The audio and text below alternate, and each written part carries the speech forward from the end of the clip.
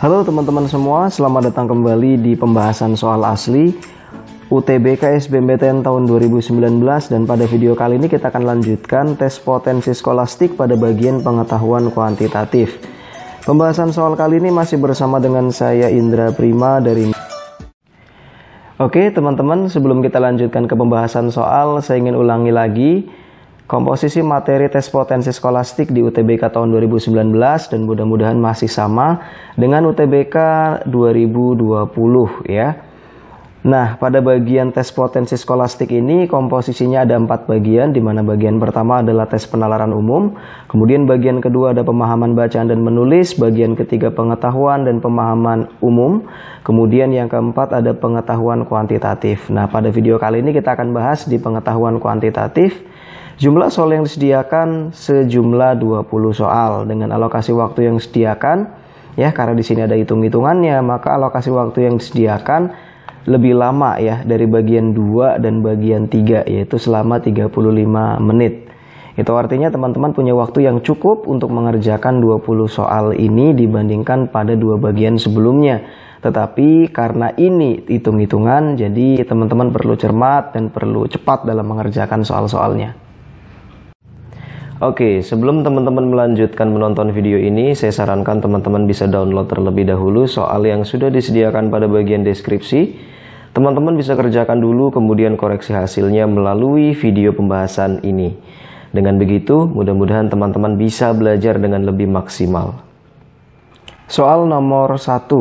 Di antara berikut ini, bilangan mana yang merupakan A ketika A per 3 prima, teman-teman. Jadi, di sini kata kuncinya ya teman-teman ya, A per 3 itu hasilnya adalah sebuah bilangan prima. Nah, kira-kira A ini gitu ya akan diganti dengan angka berapa untuk menghasilkan bilangan prima. Teman-teman bisa uji coba, masukin aja kalau A-nya 3, opsi pertama ya. Kalau A-nya 3 berarti 3 dibagi 3 sama dengan 1. Satu bilangan prima bukan? Bukan ya. Berarti opsi yang A salah gitu. Kalau 4 bagi 3, 4 bagi 3, ini pecahan, berarti bukan prima juga. Nah, 5 per 3 juga bukan. Nah, kalau 6 per 3 berapa nih? 6 dibagi 3 sama dengan 2. Nah, 2 ini kan berarti bilangan prima. Berarti kita udah dapat jawabannya. Untuk menghasilkan bilangan prima, berarti nilai A-nya di sini sama dengan 6. Karena kalau 6 dibagi 3 hasilnya 2. Dan 2 adalah bilangan prima. Kalau 7 enggak ya, 7 per 3 bukan bilangan prima. Jadi kita udah ketemu jawaban fixnya, yaitu nomor 1D. Soal nomor 2. Jika 90 per K adalah bilangan bulat, ini maksudnya begitu teman-teman ya. Oke, 90 per K adalah bilangan bulat. Apakah K itu bilangan bulat gitu ya? Nah, cara ngujinya gimana sih kalau kayak gini teman-teman? Oke, kata kunci pertama teman-teman, 90 dibagi K ini nilainya adalah bilangan bulat gitu. Jadi K-nya akan diganti dengan angka berapa agar bisa menghasilkan bilangan bulat gitu teman-teman. Oke, sekarang kita uji untuk pernyataan pertama di mana K-nya lebih besar dari 1. Kalau K-nya lebih besar dari 1, berarti berapa aja? Ya, yang lebih besar dari 1 ya, misal berapa? Oke, 1,5 boleh nggak? Boleh, karena nggak ada keterangan harus bilangan bulat gitu. Kemudian 2 ya, dan seterusnya gitu teman-teman. Kalau kita masukkan angka 1,5 di sini, berarti kan 90 dibagi 1,5 bisa dong. 90 bagi 1,5 berapa yuk? Berapa yuk? Ya, 6 teman-teman ya, 60 gitu ya. Berarti 60 ini bilangan bulat dong. Oke. Tapi K-nya ini bukan bilangan bulat karena K-nya ini 1,5 gitu. Ya. Berarti pernyataan pertama tidak bisa dipakai. Ya. Karena K-nya itu bukan bilangan bulat. Gitu. 1,5 kan bukan bilangan bulat gitu. Ya.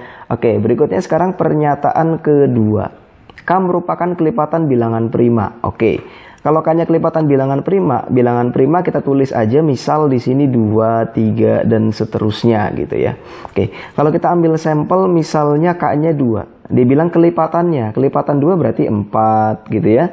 Oke, kelipatan 2 dikali 2 aja. Kemudian kalau bilangan primanya 3 berarti kelipatannya adalah 6 gitu. Ini 4, ini 6 gitu. Nah, kalau 90 dibagi 4 jelas 45 per 2 ini pecahan, berarti bukan bilangan bulat.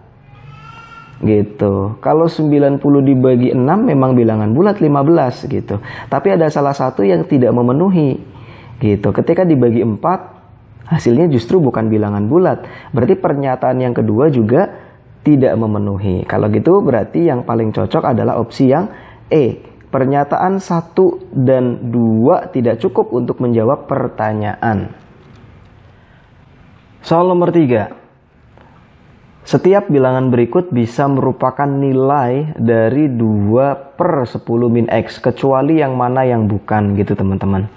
Ya, semua bilangan yang ada di opsi jawaban ini bisa saja merupakan hasil dari ini nih, pembagian 2 dibagi 10 min X gitu ya, kecuali yang mana yang bukan gitu. Yang perlu teman-teman tahu, 2 dibagi 10 min X. Di sininya kan angka 2 ya. 2 dibagi berapa aja teman-teman, dibagi kotak gitu ya, dibagi berapa aja, itu hasilnya tidak mungkin bernilai 0.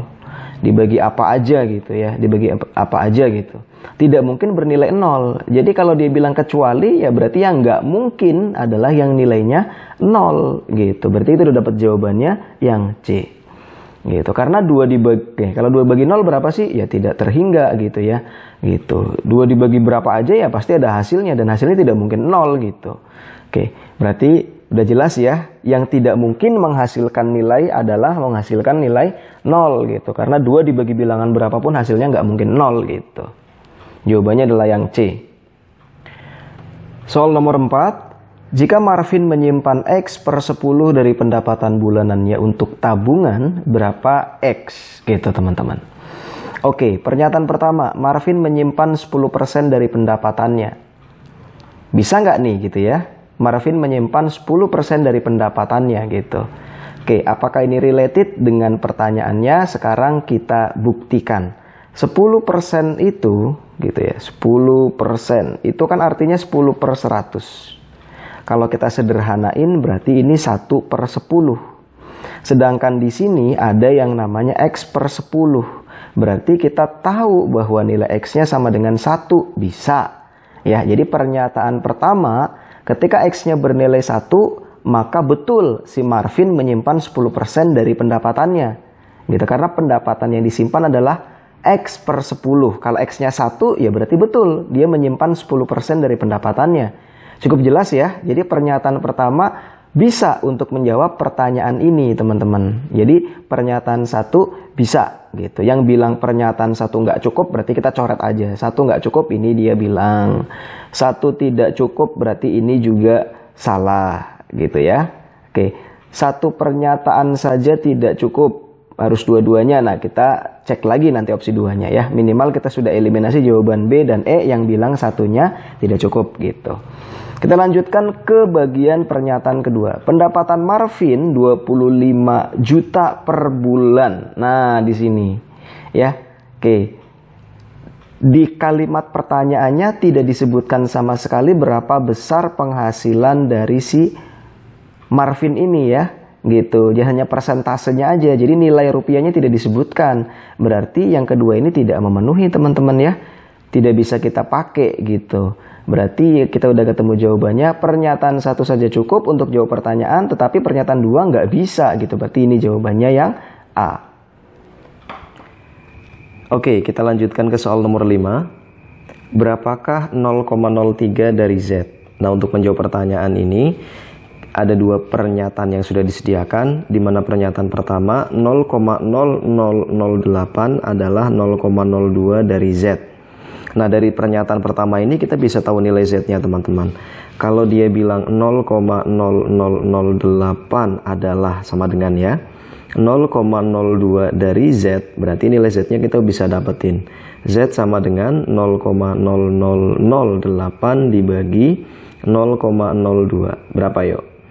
Kalau teman-teman bingung, bagian yang bawahnya biar jadi 2 aja, berarti komanya dimundurin 2 gitu ya. Berarti yang atas juga dimundurin 2. Berarti 0,08 dibagi 2, jadinya 0,04. Dari pernyataan pertama kita tahu nilai Z-nya 0,04. Berarti bisa jawab pertanyaannya. Kalau 0,03 dari Z, Z-nya udah diketahui 0,04 ya bisa dijawab gitu. Berarti pernyataan pertama bisa nih untuk menjawab pertanyaannya. Nah berikutnya dari pernyataan kedua dia bilang 0,01 dari Z adalah 0,0004. Dari pernyataan kedua ini kita bisa cari tahu juga nilai Z-nya. 0,01 dari Z adalah sama dengan ya 0,004, nolnya kurang 1 ya, 0,4. Berarti Z-nya adalah 0,0004 dibagi 0,01. Ngerjainnya sama kayak bagian pertama. Kita mundurin 2, kita juga ini mundurin 2, jadinya 0,04 dibagi 1 ya 0,04 teman-teman. Pernyataan pertama sama pernyataan kedua sama-sama dapetin nilai Z-nya 0,04. Kalau nilai Z-nya diketahui, berarti pertanyaannya bisa kita jawab. Nah, berarti kalau kayak gini, jawaban mana yang cocok? Dua-duanya bisa dipakai, salah satu juga bisa. Berarti yang cocok adalah yang D. Pernyataan satu saja cukup untuk menjawab pertanyaan, dan pernyataan dua aja juga cukup. Jadi mau satu aja cukup, mau dua aja juga bisa gitu. Berarti jawabannya adalah yang D. Soal nomor 6. Jika X dan Y bilangan bulat, di mana X lebih besar dari 1 dan kurang dari 7, kemudian untuk Y-nya lebih besar dari 1 dan kurang dari 4, berapa nilai X per Y yang paling mungkin, teman-teman? Yang jelas begini, X-nya ini kan berarti anggota-anggotanya kalau dia adalah bilangan yang lebih besar dari 1, kurang dari 7, berarti bilangan-bilangannya 2, 3, 4, 5, dan 6. Kalau untuk Y-nya, karena dia lebih besar dari 1 dan kurang dari 4, berarti anggotanya cuma 2, yaitu 2 sama 3 nih. Berarti nilai X per Y yang paling mungkin, tinggal cocokin aja ke opsi jawabannya. Yang A pakai min, nggak mungkin ya, karena bilangan bulat positif untuk X dan untuk Y-nya. Berarti A nggak mungkin karena ada minnya. B juga nggak mungkin ada minnya juga. Nah, opsi yang C, bisa nggak X per Y itu sama dengan 1? Kalau X-nya kita masukin angka 2 dan Y-nya dimasukin pilih yang angka 2 juga, bisa dong sama dengan 1. Kita simpan dulu jawaban C-nya. Kemudian yang D, X per Y 7 per 4. X-nya nggak mungkin 7 karena paling mentok 6. Berarti ini juga salah. Kalau E 7, X per Y sama dengan 7, berarti 7 per 1. Kalau 7 per 1 juga nggak mungkin. X-nya nggak ada 7 dan Y-nya nggak ada 1. Berarti udah jelas ya, jawaban yang paling mungkin adalah yang C. Kalau X-nya diganti dengan 2, Y-nya diganti dengan 2. 2 per 2 sama dengan 1. Kita lanjutkan di soal nomor 7. Toko coklat hanya menjual 2 jenis batang coklat. Satu seharga 30.000 dan yang lainnya 70.000. Ada 2 jenis ya. Jika ada 30 pelanggan kemarin dan setiap pelanggan membeli tepat 1 batang coklat, berapa batang 70.000 yang terjual kemarin? Oke teman-teman, dari sini kita tahu infonya bahwa ada 2 jenis batang coklat yang harganya 30.000 dan 70.000. Biar nanti perhitungannya lebih enak, ribuannya kita simpan dulu ya. Jadi yang 30.000 ini kita tulis nanti 30 aja, yang 70.000 juga 70 aja ya. Kita simpan 03-nya, ribuannya di sini.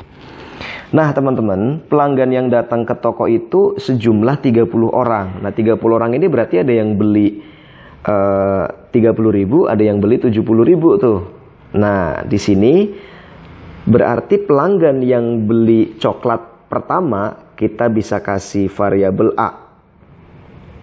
Pelanggan yang beli coklat jenis kedua yang 70.000 kita kasih nama B. Nah jumlah pelanggannya itu totalnya ada 30 orang. Nah ini data pertama yang bisa kita tulis teman-teman ya. Pertanyaannya adalah berapa batang jenis coklat kedua yang harganya 70.000 itu kemarin. Untuk menjawab pertanyaan ini sudah disediakan 2 pernyataan yang harus kita cek satu persatu. Bisa nggak buat jawab pertanyaannya? Kita mulai dari pernyataan pertama teman-teman. Toko tersebut mendapatkan jumlah uang yang sama untuk penjualan batang 30.000 maupun 70.000. Gitu ya. Berarti kita bisa kasih ilustrasi gini nih ya, data diketahuinya. Jumlah uang yang didapatkan sama, baik oleh coklat yang 30.000 maupun yang 70.000. 30 dibeli oleh pelanggan sebanyak A, yang 70.000 dibeli pelanggan sebanyak B, gitu teman-teman ya. Oke, nah data tambahannya kita tahu bahwa jumlah total pelanggan kemarin A tambah B itu sama dengan 30. Nah, berarti kita bisa lanjutkan di sini. Nanti kita substitusikan. A sama dengan 30 dikurangi B. Nah, bisa kita substitusi ke sini nih teman-teman ya. Berarti 30 dalam kurung 30 min B sama dengan 70B. Kaliin yuk. Jadinya 900 min 30B sama dengan 70B. Yuk, 900 sama dengan 100B. Gitu ya. Min 30-nya pindah. Nah, berapa berarti? Berarti B-nya bisa kita cari. 900 dibagi 100 sama dengan 9. Oh, berarti kemarin ada 9 pelanggan yang beli coklat seharga 70.000. Berarti pernyataan 1 bisa dong dipakai untuk menjawab soal nomor 7. Berarti pernyataan pertama ini benar. Gitu. Nah, sekarang kita cek untuk pernyataan keduanya. Ini pernyataan pertamanya udah oke, bener. Pernyataan kedua dia bilang, toko tersebut mendapatkan 1 juta dari batang coklat kemarin. Seperti biasa, 03-nya kita simpan biar ngitungnya lebih mudah. Dia dapat 1 juta teman-teman. Baik itu oleh coklat yang harganya 30.000 dibeli oleh pelanggan A, ya, total pelanggannya sebanyak A, ditambah 70 coklat 70.000 yang dibeli sejumlah pelanggan B, sama dengan total pendapatannya itulah 1 juta. Nah, kita substitusikan lagi ini ya, A plus 30-nya jadi A sama dengan 30 min B, jadinya 30 min B ya plus 70B sama dengan 1 juta nih di sini. Oke, kita kali 900 min 30B sama dengan 70B sama dengan 1000. Oke. Nah, berarti 900 plus 40B sama dengan 1000. Yuk, jadinya berapa? 900-nya pindah ke sini ya. Jadinya 40B sama dengan 100, berarti B-nya adalah sebanyak 100 dibagi 40. Nolnya dicoret, 10 bagi 4 kan 2,5 ya. Nah, ini kurang sesuai teman-teman, karena ada pernyataan bahwa setiap pelanggan membeli tepat 1 batang coklat, nggak ada yang tengahan. Berarti pernyataan kedua sudah bisa kita pastikan tidak bisa kita pakai untuk menjawab pertanyaan nomor 7 ini. Berarti 1 bisa dipakai, 2-nya nggak bisa. Berarti jawaban yang cocok adalah yang A. Pernyataan 1 saja cukup untuk menjawab pertanyaan, tetapi pernyataan kedua saja tidak cukup. Soal nomor 8, kali ini kita ketemu dengan eksponen dan bentuk akar teman-teman. 1 per akar 11 ditambah dengan 1 per akar 11 dikuadratin. Nah, biar lebih gampang, berhubung di sini sama-sama 1 per akar 11, 1 per akar 11-nya bisa kita ganti aja dulu pakai A gitu. Jadi perhitungannya A ditambah A dikuadratin gitu. Jadinya berapa gitu ya. Nah, karena di sini ada A tambah A di dalam kurung kan ya teman-teman, sama-sama nih gitu. Jadinya berapa yuk? Jadinya 2A dikuadratin. Berarti kalau kayak gitu 2 dikuadratin jadinya 4, A dikuadratin jadinya A kuadrat. Nah, A-nya tinggal kita keluarin lagi. 1 per akar 11 dikuadratin. 4 dikali 1 kuadrat 1, akar 11 itu dikuadratin ya 11. Berarti jawabannya 4 per 11 yang C. Soal nomor 9, dan kali ini kita ketemu dengan persamaan kuadrat teman-teman. X kuadrat plus BX plus 26 sama dengan 8, berapakah nilai B? Untuk menjawab pertanyaan ini sama seperti soal-soal sebelumnya, sudah disediakan 2 pernyataan dan kita akan cek satu persatu mana yang bisa kita pakai untuk jawab pertanyaan ini. Yang pertama adalah X plus 9 merupakan salah satu faktor dari X kuadrat plus BX plus 26 sama dengan 8. Nah, sebelumnya persamaan kuadratnya kita rapikan dulu teman-teman. X kuadrat plus BX plus 26 sama dengan 8. 8-nya ke sini dulu nih ya, biar persamaan kuadratnya ujungnya 0. Oke, berarti di sini plus 18 sama dengan 0. Nah, kalau salah satu faktornya adalah X plus 9 gitu. X plus 9. Faktor yang lainnya lagi X plus berapa gitu teman-teman ya. Oke, sama dengan 0. Karena di sini ada 18, berarti yang cocok adalah di sini angka 2. Karena 9 dikali 2 hasilnya adalah 18.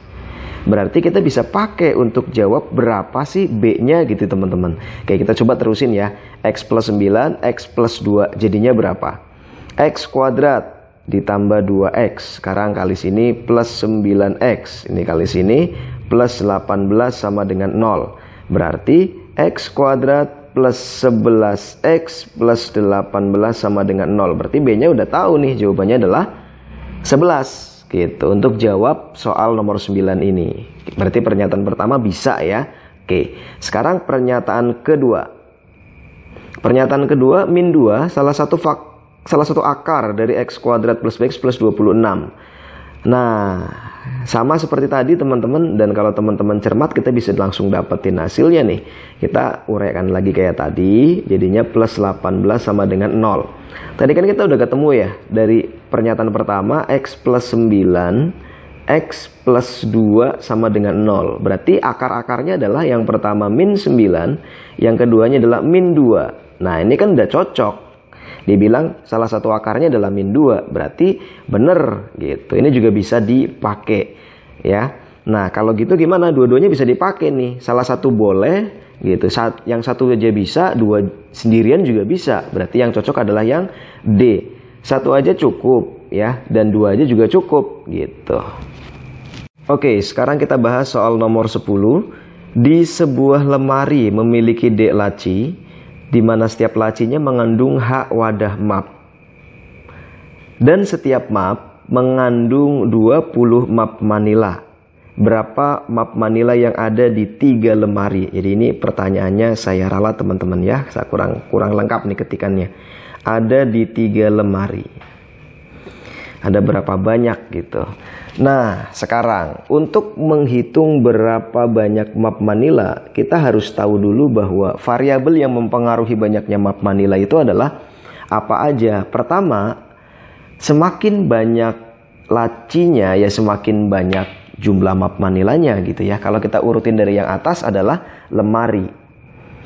Semakin banyak lemari, semakin banyak map manilanya. Semakin banyak lacinya juga semakin banyak map manilanya. Semakin banyak wadah mapnya ya, wadah mapnya juga semakin banyak juga gitu. Terus isi di dalam wadah map itu ada 20 map manila, itu juga berpengaruh. Jadi variabel-variabel itu yang mempengaruhi. Semakin banyak lemari, semakin banyak laci, semakin banyak wadah map ya semakin banyak map manilanya. Berarti kalau kayak gitu hubungan antara mereka adalah faktor kali. Faktor kali gitu ya. Jadi kalau kita mau menghitung map manila sama dengan gimana? Pertama, jumlah lemari ada berapa? Ada 3. Kemudian lacinya ada berapa? Disebutnya cuma D. Wadah mapnya ada H. Dan setiap wadah map mengandung 20 map manila. Berarti dikali dengan 20 map manila. Jawabannya berapa? 3 dikali 20, 60 DH. Jadi jawabannya adalah yang D. Soal nomor 11. Suatu bengkel mempekerjakan 7 pegawai. Bengkel memberi gaji masing-masing 190 juta pada 4 pegawai, 150 juta pada 2 pegawai, dan 120 juta pada seorang pegawai. Rata-rata gaji ke-7 pegawai tersebut berkisar pada. Di soal nomor 11 ini kita menghitung rata-rata teman-teman. Kalau mau cari nilai rata-rata adalah jumlah datanya ada berapa, jumlah gaji keseluruhan ya, dibagi dengan banyaknya yang menerima gaji. Tinggal kita hitung aja. Yang pertama untuk yang 4 orang dulu. 4 orang dapat gaji 190 juta. Kita tulis 190 aja biar ngitungnya lebih simpel. Ditambah dengan 2 pegawai dapat gaji 150 juta. Kemudian ditambah dengan 1 pegawai yaitu 120 juta. Total pegawainya kan ada 7 ya. 4, kemudian 2, kemudian 1. Totalnya ada 7. Sekarang tinggal kita hitung. 4 kali 190 berapa yuk? 760 ditambah 2 dikali 150 300 ditambah 120 dibagi 7. Totalnya berapa yuk? 760 ditambah 30 ditambah 300 nih. Berarti 1060 ya. 1060 ditambah 120 dibagi 7. Berarti totalnya 180 dibagi 7. Nah, tinggal teman-teman hitung aja nih. 180 dibagi 7 berapa yuk? 7 ya. 7 berarti 4, 8, 48 dibagi 7. Di sini berarti 6, 642, sisa 6, nolnya turun 60 bagi 7 berapa yuk? 8 ya. 856, 4, nah koma di sini 45. Nah sampai sini sebenarnya udah cukup teman-teman. 168,5 dan angka yang paling mendekati adalah berkisar di 169 juta. Berarti jawabannya adalah yang C. Itu 169. Ini walaupun nggak pas ya, berkisar di angka ini 169 juta gitu. Soal nomor 12. Jumlah dari suatu himpunan bilangan adalah 465. Berapa rata-ratanya? Di sini kita mencari nilai rata-rata, dan untuk bisa menjawab pertanyaan ini disediakan dua pernyataan. Kita akan cek satu persatu dari pernyataan yang pertama. Dibilang terdapat 6 bilangan himpunan itu. Oke, yang namanya mencari nilai rata-rata adalah jumlah data. Jumlah data dibagi banyaknya data, teman-teman ya. Banyaknya data. Di sini sudah diketahui bahwa jumlah data, jumlah himpunan bilangannya adalah 465. Banyaknya data 6. Bisa nggak dapat hasilnya? Ya pasti bisa. Ya nggak usah teman-teman hitung, karena kita cuma menentukan satu bisa nggak dipakai. Ya mesti bisa, mesti ketemu hasilnya. Berarti untuk pernyataan pertama bisa dipakai untuk mencari rata-rata. Sekarang pernyataan yang kedua, kita akan cek. Bilangan terbesarnya 122 dan yang terkecilnya 14. Bisa nggak kita pakai? Ini nggak bisa. Karena tidak diketahui berapa banyaknya himpunan itu. Berapa banyaknya data tidak ada. Berarti pernyataan kedua nggak bisa dipakai. Kalau gitu udah jelas jawabannya adalah yang A. Pernyataan 1 saja cukup. Pernyataan 2 tidak cukup. Jelas ya? Jawabannya adalah yang A. Oke, soal nomor 13, tabel berikut menunjukkan banyaknya CD terjual pada suatu toko selama suatu periode. Jika baris atas menunjukkan jumlah CD terjual per hari dan baris bawahnya menunjukkan jumlah hari di mana CD itu terjual, maka berapa median dari CD terjual selama periode itu? Yang ditanyakan di soal nomor 13 ini adalah mediannya, di mana median adalah nilai tengahnya ya. Oke, kita akan mencari nilai tengahnya teman-teman. Nah sebelumnya kita akan ubah dulu nih tabelnya biar kita ngerjainnya lebih enak. Saya akan buat kolom aja teman-teman ya. Jadi ke bawah gitu, ini kan mendatar, ini dibuat jadi vertikal aja. Yang pertama kita akan urutkan dari banyaknya CD yang terjual. Yang paling kecil terjualnya sebanyak 32, ini urutan pertama. Kemudian yang kedua ada 41 urutan kedua, 45 urutan ketiga, 51 urutan keempat, dan 60 urutan yang kelima. Jadi akan saya buatkan seperti ini, CD per hari, kemudian di sini adalah harinya. Oke, yang 32 terjual selama 4 hari, 41 keping terjual selama 7 hari, kemudian 45 selama 8 hari, 51 6 hari, dan 60-nya selama 5 hari teman-teman. Kalau kita mau hitung jumlah total hari atau satu periode itu berapa lama sih? Kita hitung di sini 4 tambah 7 11, tambah 8 19, ditambah 6 jadinya 25, ditambah 5 jadi 30. Berarti totalnya adalah 30 hari teman-teman. Kalau kita mau mencari median dari 30 hari, nilai tengahnya berarti berapa ya? Oke. Nilai tengahnya berarti hari ke-15, hari ke-15, dan hari ke-16. Kenapa? Karena 14 hari sebelumnya, 14 hari sesudahnya, di sini ada tanggal 15, tanggal 16. Nah, pas tengah-tengahnya gitu. Nah, nanti berapa nilai yang ada di tanggal 15, berapa nilai yang ada di tanggal 16. Nanti bisa dicari berapa rata-ratanya dari sini. Nah, karena sudah kita susun ulang urutannya seperti ini, kita bisa tahu bahwa hari ke-15 kan berarti adanya di sini ya teman-teman. Adanya berarti di daerah ini nih teman-teman ya. Gitu. Karena kalau 4 sama 7 ini baru 11 hari. Sedangkan 19 hari dari tanggal 12 ya. Dari tanggal 12 sampai dengan tanggal 19 itu jumlah CD yang terjual 45. Berarti 15 dan 16, tanggal 15 dan 16-nya itu ya berarti sama-sama ada di angka 45. Berarti mediannya ya 45, karena 45 tambah 45 dibagi 2 rata-ratanya sama-sama aja ya 45. Gitu. Berarti jawabannya kita sudah dapat di sini yang C. Soal nomor 14. Berapa median dari himpunan A? Pertanyaannya seperti itu teman-teman, dan untuk menjawab pertanyaan ini disediakan dua pernyataan. Kita akan cek satu persatu apakah bisa digunakan untuk menjawab pertanyaannya. Kita mulai dari pernyataan pertama dulu. A mengandung 3 bilangan bulat. Kalau dia ada tiga bilangan bulat, kita bisa dapetin ya, misal 3 bilangan bulat itu adalah A, B, C. Berarti medianya adalah yang B gitu. Tapi kalau ditanya berapa nilainya, kita belum bisa tahu nilainya berapa. Yang jelas ada mediannya ada di situ, gitu teman-teman ya. Tapi A nggak cukup, pernyataan satu nggak cukup kita gunakan. Sekarang kita lihat dulu, jadi ini nggak cukup gitu ya, nggak cukup. Nah gini, tandin aja deh gitu.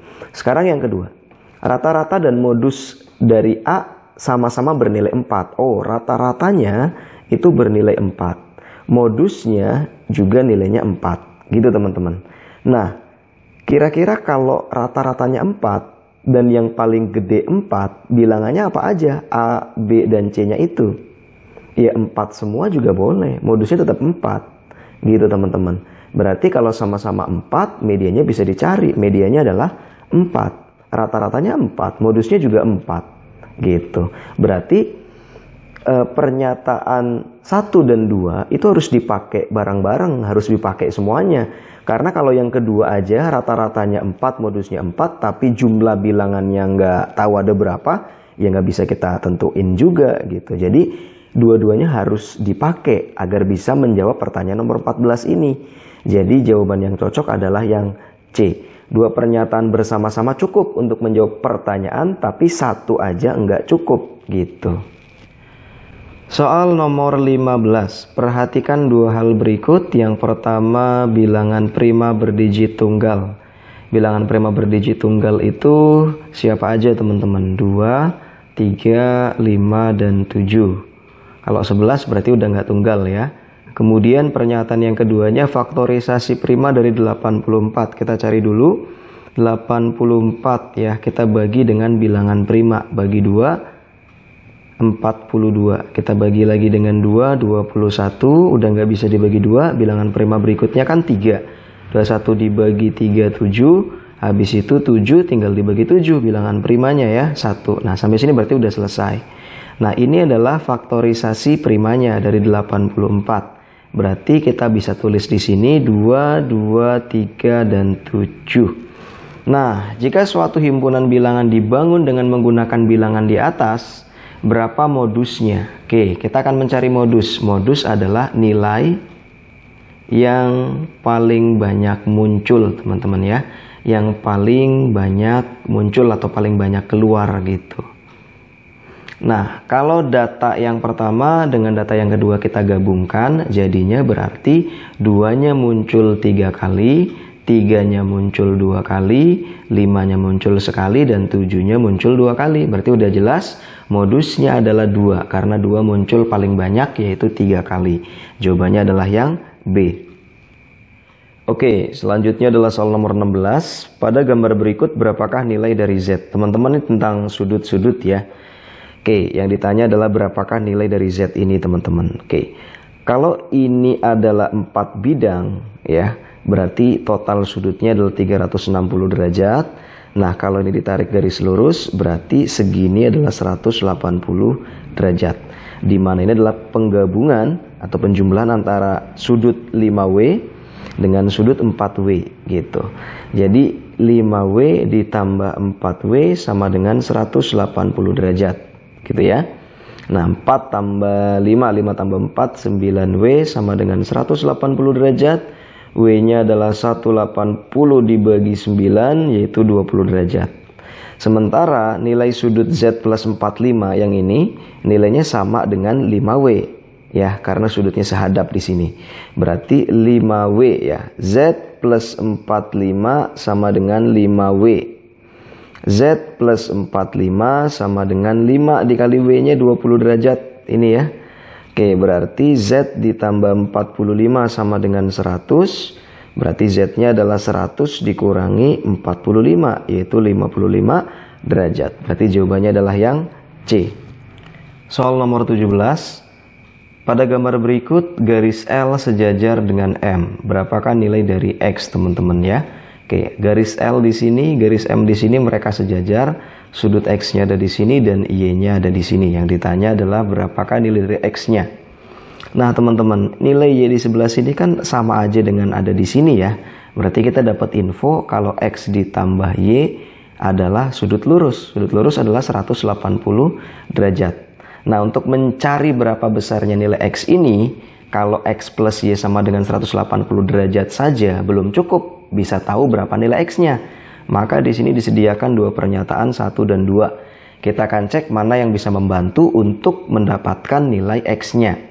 Yang pertama dia bilang X sama dengan 3Y. Oh, X-nya sama dengan 3Y. Berarti tinggal kita ganti aja di sini. X-nya jadi 3Y ditambah Y sama dengan 180 derajat. Berarti 4Y sama dengan 180 derajat. Y-nya 180 dibagi 4. Ya, sama dengan 45 derajat. Kalau Y-nya 45, berarti dari sini udah bisa kejawab, teman-teman.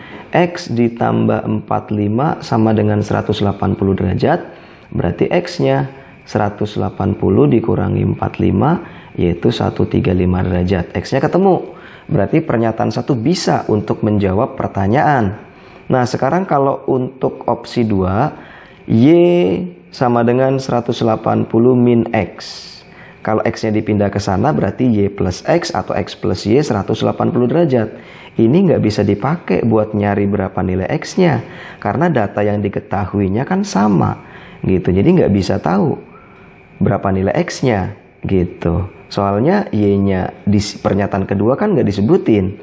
Gitu. Ya, jadi X-nya berapa, Y-nya berapa, nggak bisa dicari tahu. Gitu. Jadi pernyataan kedua nggak cukup untuk bisa menjawab pertanyaan ini. So, berarti jawaban yang cocok adalah opsi yang A. Pernyataan 1 cukup, pernyataan 2 nggak cukup. Soal nomor 18, jika PQ sama dengan PR. Oke, teman-teman, PQ sama dengan PR, gitu ya. Oke, berapakah luas segitiga PQR yang ditanyakan? Nah, di sini ada dua pernyataan yang bisa kita gunakan untuk menjawab berapa luas segitiga PQR. Yang pertama, sudut PQR ya 60 derajat. Berarti di sini 60 derajat, teman-teman ya. Gitu. Berhubung PQ sama dengan PR, berarti ini juga 60 derajat, ini juga 60 derajat. Berarti ini adalah segitiga sama sisi. Nah, berikutnya, kalau sudut-sudutnya diketahui seperti itu, apakah kita bisa cari luas segitiganya? Ya, karena nggak diketahui berapa panjang sisinya, berarti sudut aja nggak cukup. Berarti ini belum cukup untuk bisa jawab soal. Nah, kalau ditambah QR-nya diketahui 10, baru bisa kita jawab. Gitu, karena panjangnya diketahui. Kalau panjangnya aja nggak ada sudutnya, itu juga nggak bisa tahu nanti berapa nilainya. Berarti luas segitiga PQR bisa kita cari kalau data dua-duanya ada. Sudutnya diketahui dan panjang sisi dari segitiga itu juga diketahui. Berarti dua-duanya harus dipakai ya untuk bisa mencari luas segitiganya. Berarti jawabannya adalah yang C. Tidak perlu kita hitung, teman-teman ya, karena kita cukup menentukan mana yang bisa kita gunakan untuk bisa menjawab pertanyaan itu. Soal nomor 19, jika sebuah segitiga memiliki sisi dengan panjang 4 dan 10,